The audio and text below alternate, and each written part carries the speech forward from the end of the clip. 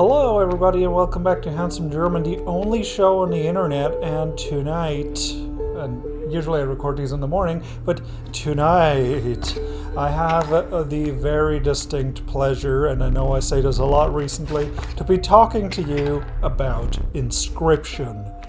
And wow! So for those of you unfamiliar, it's the third game by Daniel Mullins Games. And if you're not sure who Daniel Mullins is, he's the one responsible for Pony Island, which all of you probably know, and The Hex, which all of you should know, but I understand if you don't. I also completely missed it, completely flew under my radar.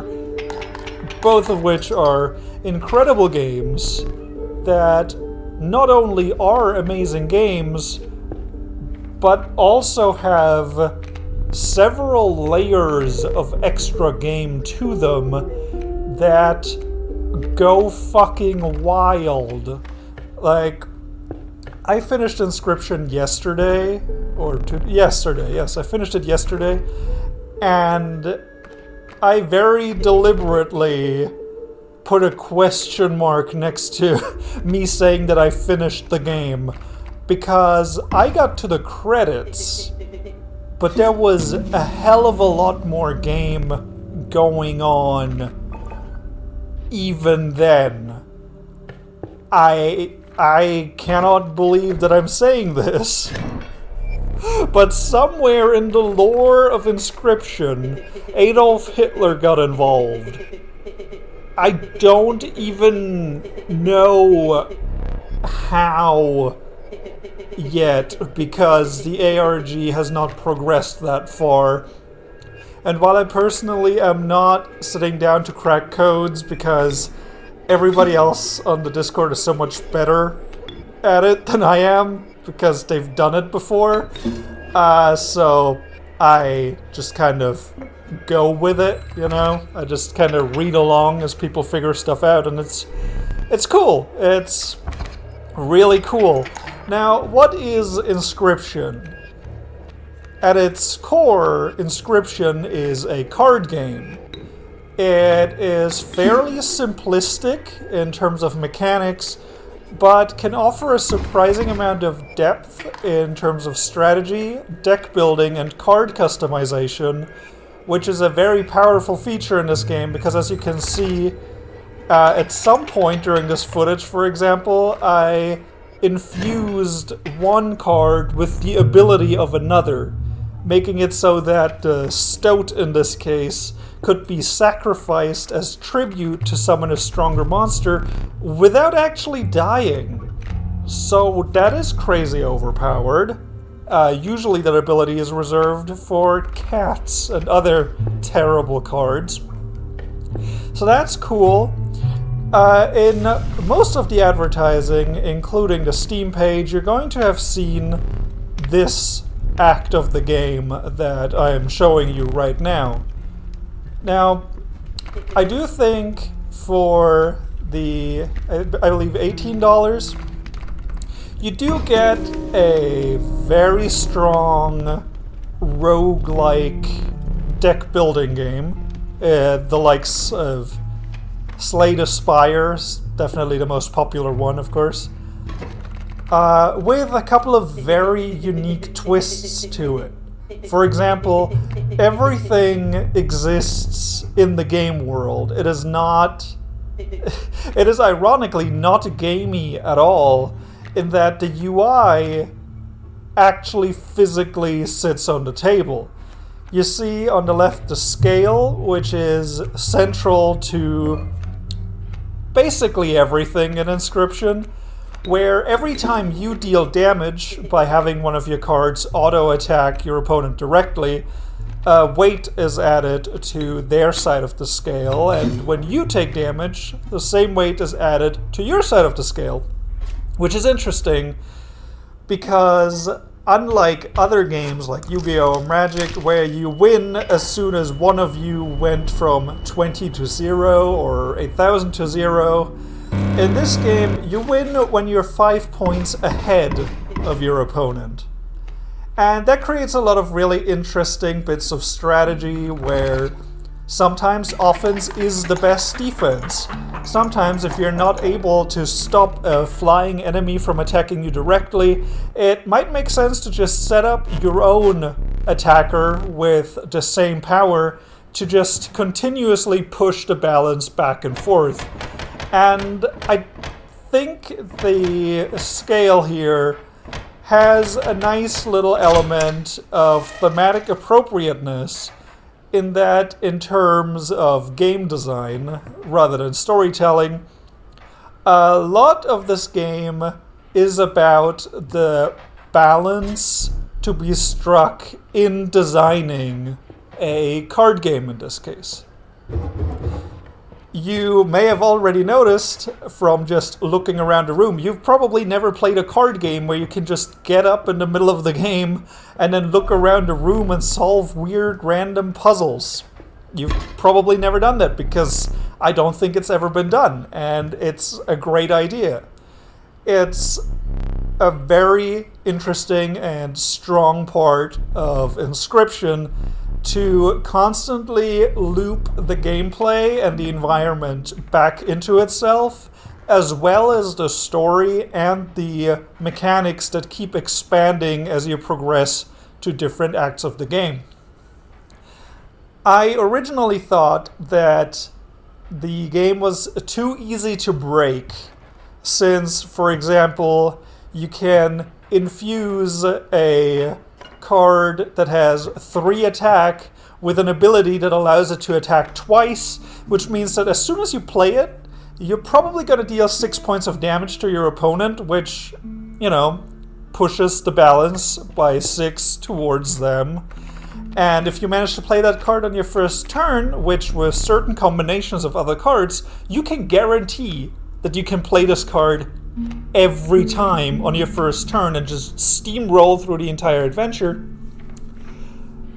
You can just cheese things really, really hard, and the game does not stop you from doing so.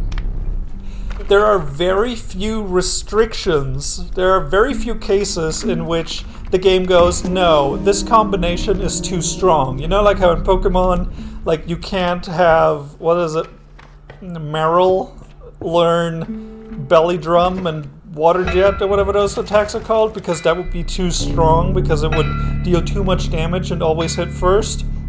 This game doesn't do that. You can stack as many sigils onto one card through sacrifice as you find sacrifice slabs.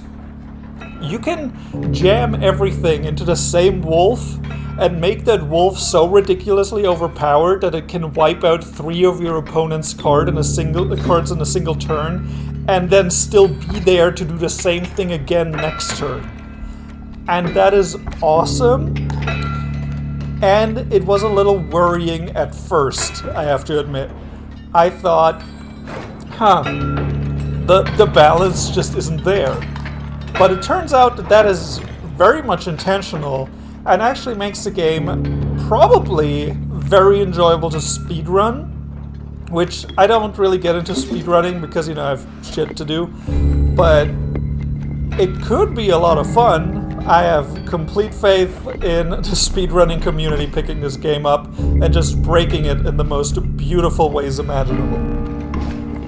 Now, what is so great about the overpoweredness of your cards that you can achieve, or combinations of cards that you can get, is the fact that it doesn't really matter, because as soon as you progress to the next phase of the game, as soon as you progress to the next adventure, that progress is going to be wiped, obviously. It's a roguelike in this case, and that theme continues throughout the game. You become crazy overpowered up to a point, and then you go back and become crazy overpowered again, over and over and over again. Now, I'm very deliberately being vague because obviously, since it's a Daniel Mullins game, you're going to want to spoil as little of it as possible. And honestly, I think if you saw this game and thought it looked interesting, then you probably already played it. The demo was incredibly intriguing, so I would definitely not blame anyone for just picking this game up as soon as they saw it, because yeah, it looks cool, it sounds cool, it's such an amazing premise to be trapped in this cabin with this crazy person who kills you with his camera. And yeah, what the fuck? What the fuck is going on? And in the spirit of other Daniel Mullins games, what the fuck is going on is a question that you're going to ask yourself over and over again, while also constantly having little moments of, oh my god, that's what that meant. Oh my god, there's the thing again. I didn't even realize that this was going to be important. Like, there's a fucking sound and flashing lights coming from a room behind a closed door. And obviously your first instinct, since it's a spooky cabin in the woods, is to assume that it's lightning. But it doesn't sound like lightning. And then you find out that the door doesn't even lead outside. So what the fuck is going on, right? And that will make sense. And you look over to your left and you see that there's a fucking hammer on the wall, and you think, oh shit, cool, do I get to like fucking smash something with a hammer at some point? And yes, you do, but not in the way you expect. You look at all of these figurines and you wonder, hey, can I just pick one of these up? Like, am I going to be able to unlock these and play as them? And like, some things are going to be different about the game if I do so? Yes, you're going to be able to play as them, but not in the way you would expect. And the fact that everything in this game just keeps coming back in ways that suddenly make sense, in ways that offer a completely new perspective suddenly and out of nowhere, is what makes this game so incredibly cool, especially because it's not complete nonsense. It actually works logically. It's not ridiculously stupid. And that's incredible. That's amazingly well done. Now, if you've seen the trailer for this game, you may have also noticed that some parts of the game don't actually take place in the cabin. And yeah, it's true. The cabin is only part of the game. It's probably the most mechanically satisfying part.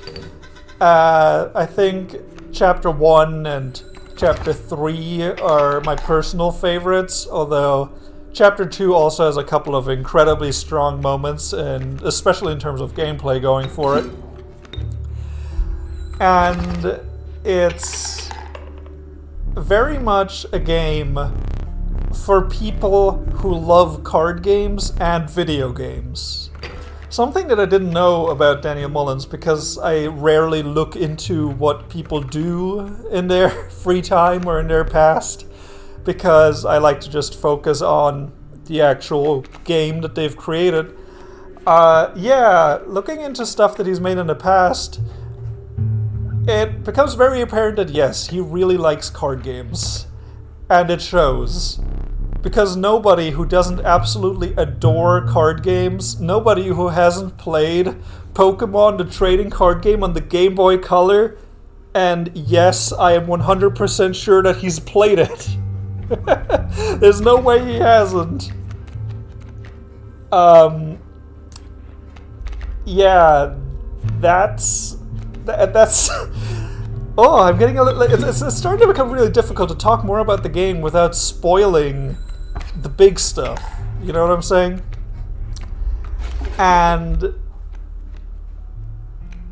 ultimately what it comes down to is that like all Daniel Mullins games, Daniel Mullins games being the studio, like all Daniel Mullins games, this one was made with such a deep love for video games and creepy computer shit that if you love video games and card games, you will love this game for everything it does in terms of mechanics, in how the mechanics evolve over time, because you're not going to be playing the exact same game over and over again, no.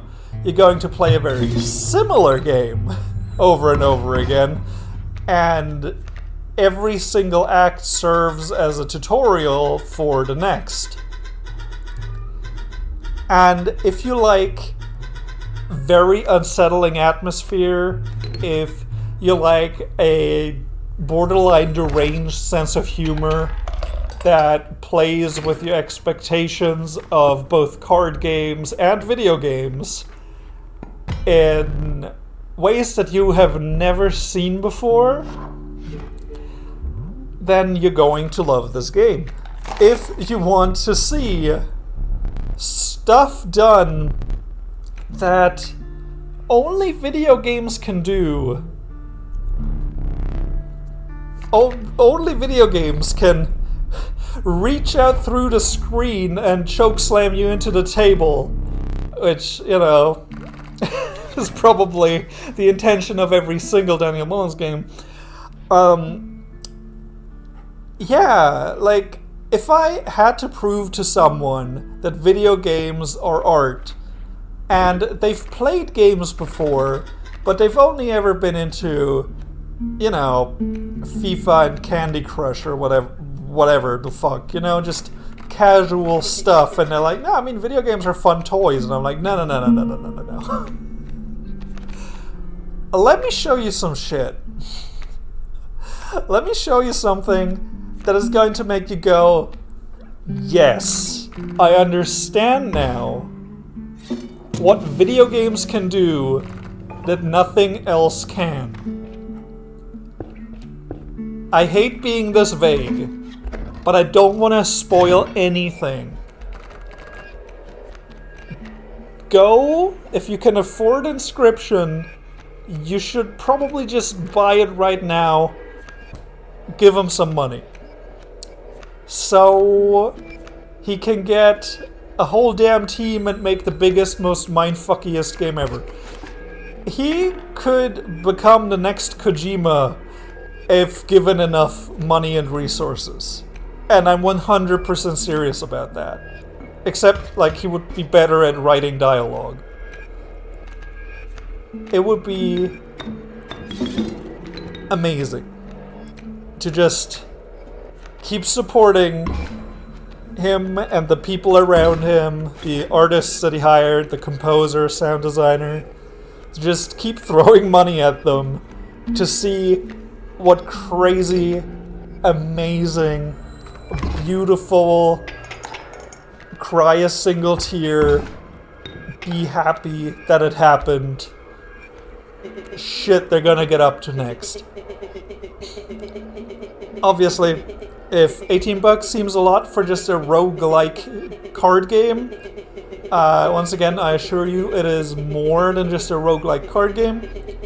It took me about 10 hours to play through the whole thing. I had fun for all of it. It was just a genuinely amazing 10-hour experience, if value for money is something you care about. And let me tell you, if you like solving codes and riddles and shit,